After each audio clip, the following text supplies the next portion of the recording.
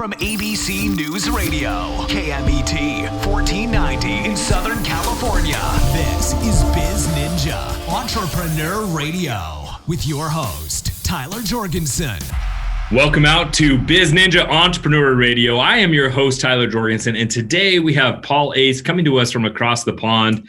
And so wherever you're listening, whether it be iTunes or whether it be live on ABC News Radio, we're grateful that you're here. Paul, welcome out to the show. Cheers, Tyler. It is great to be here, and especially across the pond. I like speaking to lovely Americans like yourself. Yeah, absolutely. And so we do have worldwide listeners. And one thing that I love about the world of business today is the internet really collapses the world and allows opportunity to happen everywhere. But before we dive into really what you're doing with conversational commerce and really focusing on the human element, let's dial back a bit to the Paul Ace of yesteryear. When was the first time that you realized that you were an entrepreneur? Well, to be honest, it was at school. So we had this thing called Young Enterprise, and it was basically we had a business selling t-shirts at 16. And when I say selling t-shirts, it was one design. That was it. And it just said Maglietti, which is Italian for t-shirts. And you know what, like, so everyone's like, right, who wants to be the managing director? And then I tentatively went, me. And then obviously that stuck for the rest of the last 13 years. Now I've always been the me, and then it naturally just progressed to, oh, I want to be the leader anyway. Yeah. And so you started, I mean, in the t-shirt world, and in was that online or was that direct in person? No, that was a good old fashioned, I remember going to the local shopping centre and we sold some there, and then they did like an event at the end of the year for all the other schools in the area, and we sold some of the t-shirts there. I think at the end of the year we probably sold about, I don't know, $250 pounds, £250, and about broke even in the end. So breaking honestly, even with that's the first pretty good business for your first dabble into physical goods.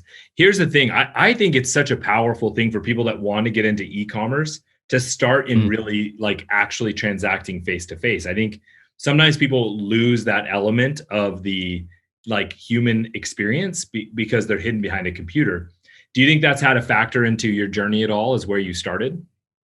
Yeah, I think, going through the process,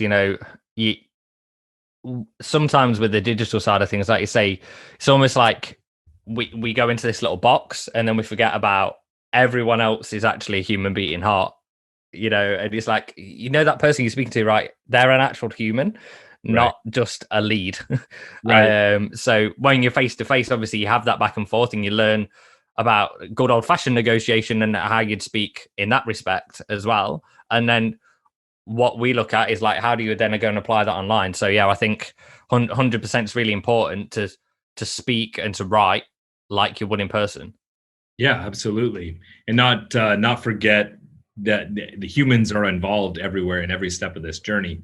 So, I mean, obviously you're not still selling shirts with Italian letters on them, right? So what was your next big leap in your journey? Yeah, so we went through a few, so I might bypass over a couple just because it's been one of those. So went from that, and then when I was at school, I was a drummer. So I was like, I'm going to do some events. So I started doing some like battle of the bands kind of things. Sold some tickets to events. I actually had a band come down. They're called.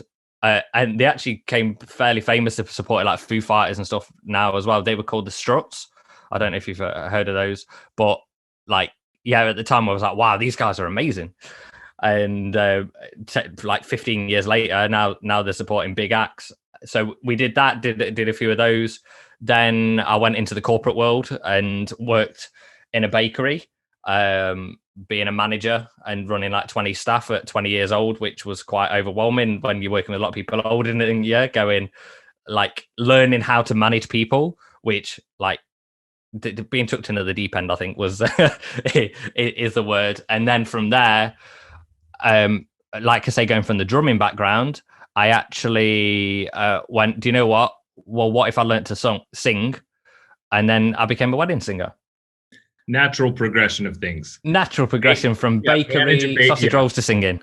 Sell t-shirts, manage a bakery, wedding singer. Totally normal. Yeah. Yeah, exactly. How did being like a wedding singer, like how did that help you become more entrepreneurial? That's really when I first started to discover online marketing. And I was like, okay, cool. I'm doing these wedding fairs and things like that. I'd started off doing all the pubs and clubs, like the hustle and grind, kind of going into a pub and just going, right, here's my show reel. Here's all the songs that I do. Here's my testimonials, like essentially like a big sales page, but in personal form. And I remember going into this one pub and she said to me, yeah, we've got no space this year. I went, just watch the video. That's all I asked. Just watch the video. So she spent 2 minutes watching the video. She went, right, I'm booking you for this time. And then I'm booking you for Boxing Day, like one of the biggest days of the year. Yeah. Because she could see. So sometimes it's just having that persistence. And I think what happens digitally, sometimes that gets lost, right? Because it's easy to move on to the next thing. But when you're in a position where you've got to go into another pub or another wedding fair and just keep hustling through it, then you learn a lot from that. So then going into the wedding side of things, then I was like, okay, well, what if we could generate leads online? Like I learned about self-liquidating offers, and I was like, well, what if we could, cover the cost of acquiring a lead, and then I'll win the game, right? That's what everyone teaches you to start off with. Like if you can spend $10 and make $10 back, then you get unlimited customers and you win the game. You'll never have to worry about money ever again. Right. So I was like, well, what could I make? So I created an info product, which was a physical info product, which was called a Dream Wedding Secrets Box. Because what does everyone want? They want a dream wedding. So we use the magical word of secrets that I think has been used quite a lot right now. But at the time I was like, woohoo. So we created that, and our cost per acquisition, I think, was around $15. So we weren't far off. And then we were using the acquisition from that to put people in a Facebook group. And in terms of generating leads for the wedding singing, didn't really generate any leads. However, we inadvertently built a Facebook group of 3,500 brides. And it was like, well, do the whole ask them what they want, give it to them. Right. So we just went, what do you want? And they went, we want bridesmaids dresses at a reasonable price. So I was like, okay. Went on AliExpress, bridesmaids dresses. Okay, cool. Yeah, find those for $10, sell them for $40. Great markup. Good stuff. Then we started selling those, did like $100,000 selling bridesmaids dresses. And then I was like, this marketing stuff is starting to work. Then everyone hits that. Before you go too much further on that, like I think what's really important that I see in that is your original plan isn't what you ended up doing, right? Like you had plan 1, plan 2, made an additional adjustment, did the secret formula, ask them what they want, then give it to them. Like you didn't say, hey, I'm going to be a wedding singer so that I can sell bridesmaids dresses. So like a big part of e-commerce is staying agile and responding to what's working. And I think, again, I think sometimes people forget the human element on both sides of the equation, right? Like we are human. Like we need to stay adaptive and we need to stay flexible.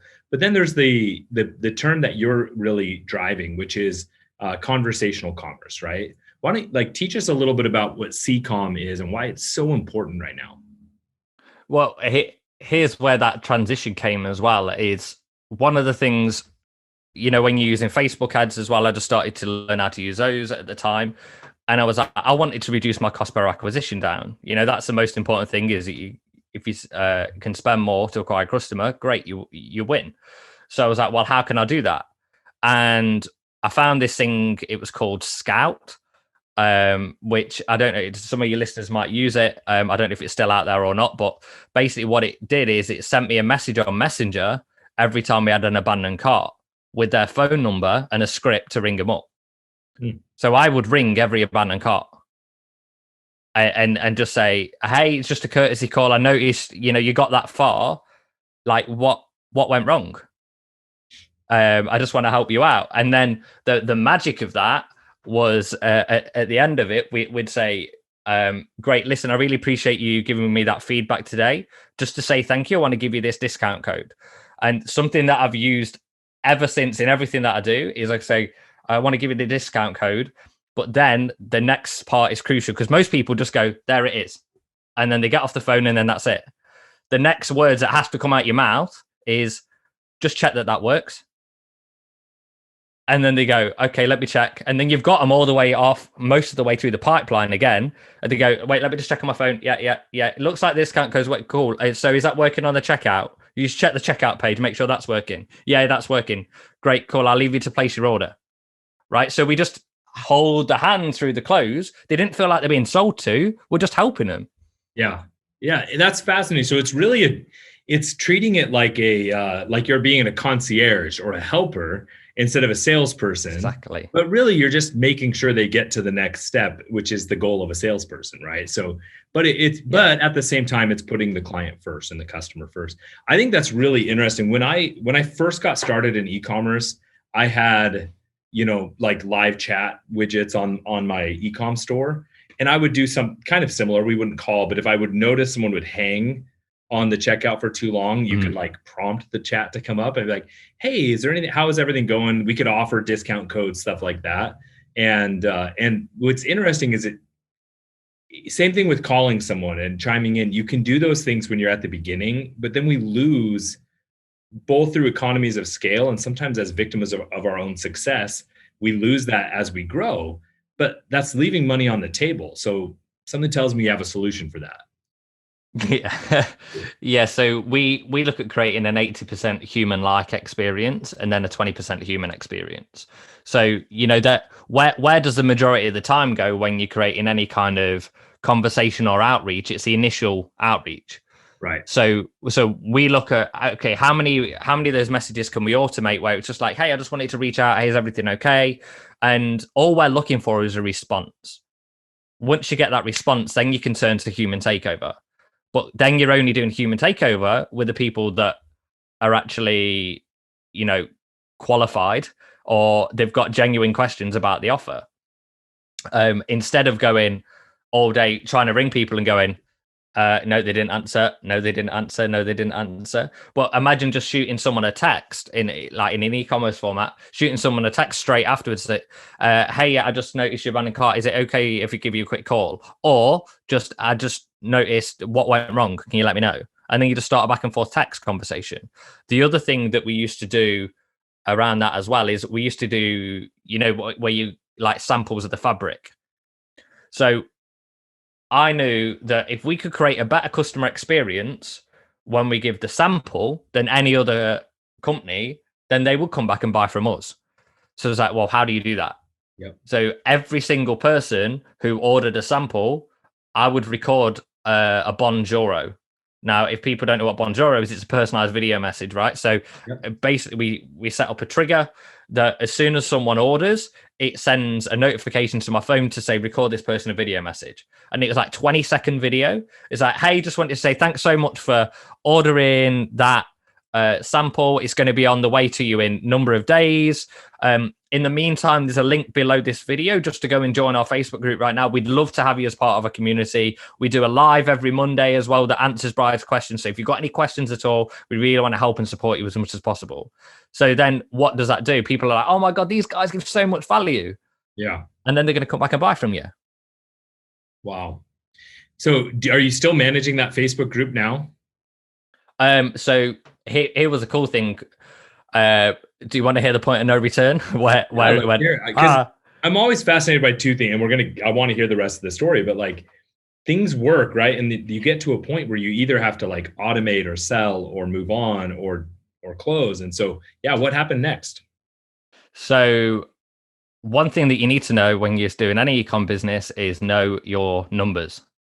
And something that I made, one of the biggest mistakes I could have made, I read this book called Profit First and then realized what a big mistake that I'd made.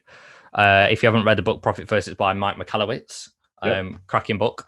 And I was calculating my return rate based on that month's sales, not on the month when the sale happened, but we had a 90-day return policy.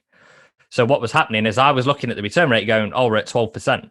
We weren't. We were at 30, which is about the industry average for ecom, for clothing and fashion. But I was like, oh, we're storming it. So what happened is I started to scale up, and then I'm getting more and more returns. And then by the time I've realized, I call it postmanophobia, right? So the postman would come to the door each day, and they have this scanner. I know you call it the mailman. So the mailman had the scanner, right? And every time he scanned it, I was like, $250. Scanned it again, $250, $250. And literally, like, I got a sick feeling in my stomach every time I heard that noise. And we had $25,000 come back in 2 months. But I couldn't switch the ads off because I didn't have the cash flow to cover the returns. So I'm like, I know I'm sending this out, it's going to come back, but I need to like reduce the ads down. So it took me like 4 months of running the ads to reduce it down just to manage the cash flow. We took out 2 loans. We had some help from family and everything, and we nearly went bankrupt. And that's when I went, right, one decision then was, what am I good at? What do I enjoy? And I did a line across the middle. What do I hate? What do I love? What am I great at? What am I awful at? And I plotted everything that I'd done in every business that I'd done.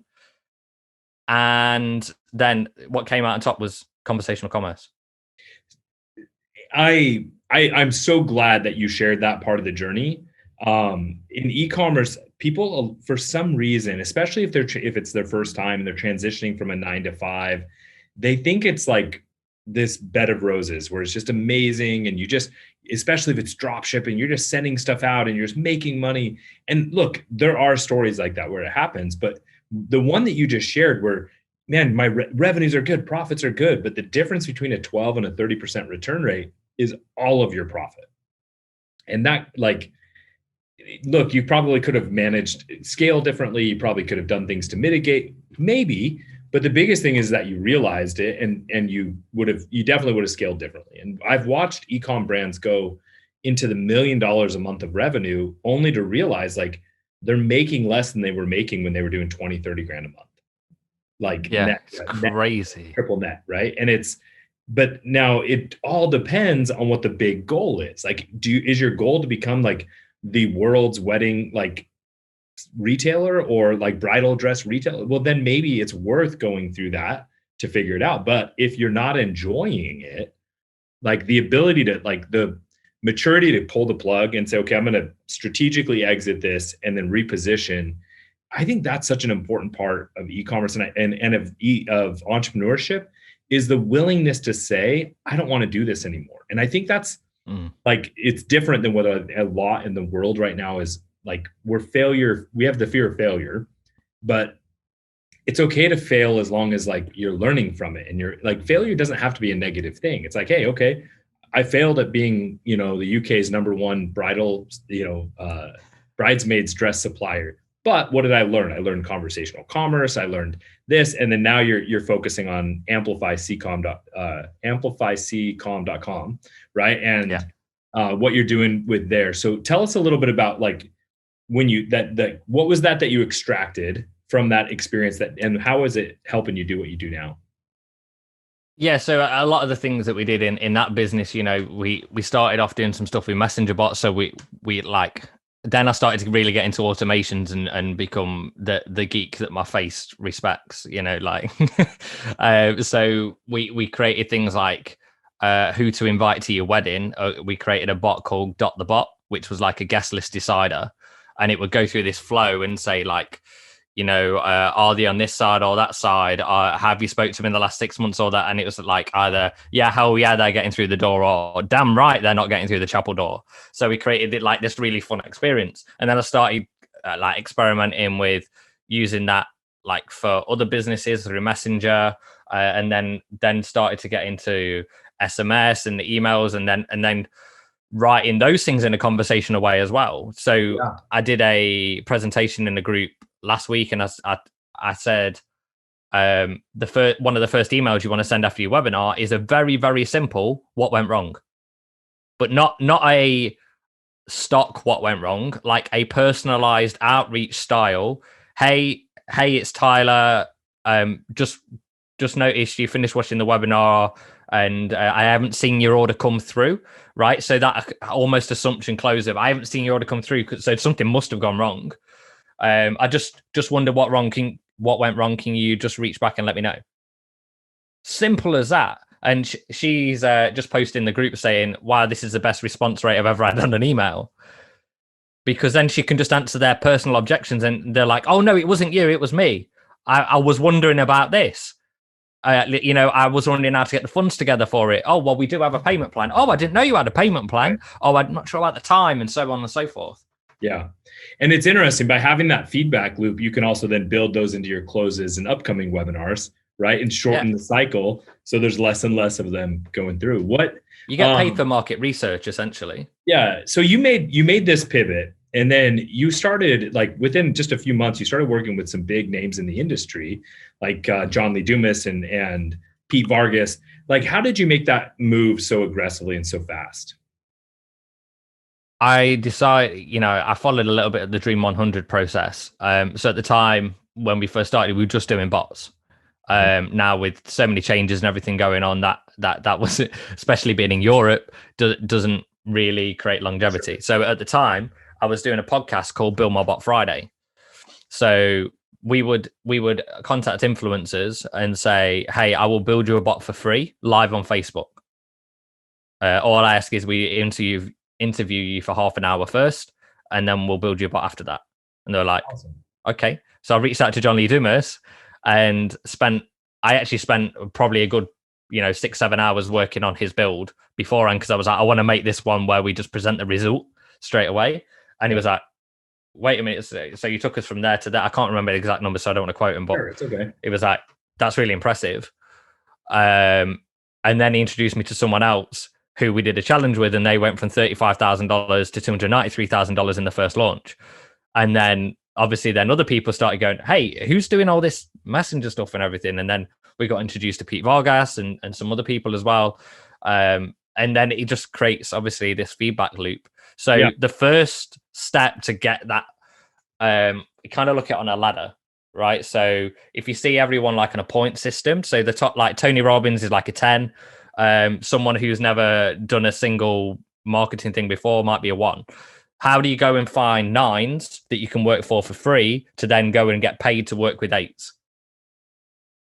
I like it. It's kind of, I love it. I was going to use an analogy, but it's all right. I think that's amazing. So I think a lot of people in this space, in the service provider space, they're afraid to do that first step. Like, because I'm a big believer of getting paid for your skills. But if your skills are unproven, you got to find a way to prove them. And you either going to show major case studies of your own, or you got to go get some clients. And like, if it's unproven, like there's some ethics there of whether you should be charging for it, right? So I love the way that you did that, where you went to John, you over-delivered, and then you're able to say, hey, JLD, look what we did for you, and then get those introductions and do more. Where do you think businesses are leaving the most money on the table right now? Follow up. Okay. We've addressed that a little bit, but like, let's go into that from like both in like webinar, e-com, like in a few other ways. How can people follow up better in their business right now? So most people just do email firstly. And if you're just doing that, you're leaving money on the table, right? So if you think you've got 20% open rates, something like that, and then the click-through rate might be like, 3, 4, 5%. Then you've got a tiny proportion of the people actually clicking through. Secondly, think about if you walk down the street right now and you see a billboard on the right hand side with let's say it's advertising for sale, right? And you see that and that's it. But you walk past it every day, but you see that every day and you're like, it just becomes plain. You don't see it as you walk past. However, if you saw a billboard as you're walking past, then you go home and you hear on the radio for sale ad, and then you maybe see a poster in a shop that's for that, and then you see them on TV, then you're like, God, these guys are everywhere.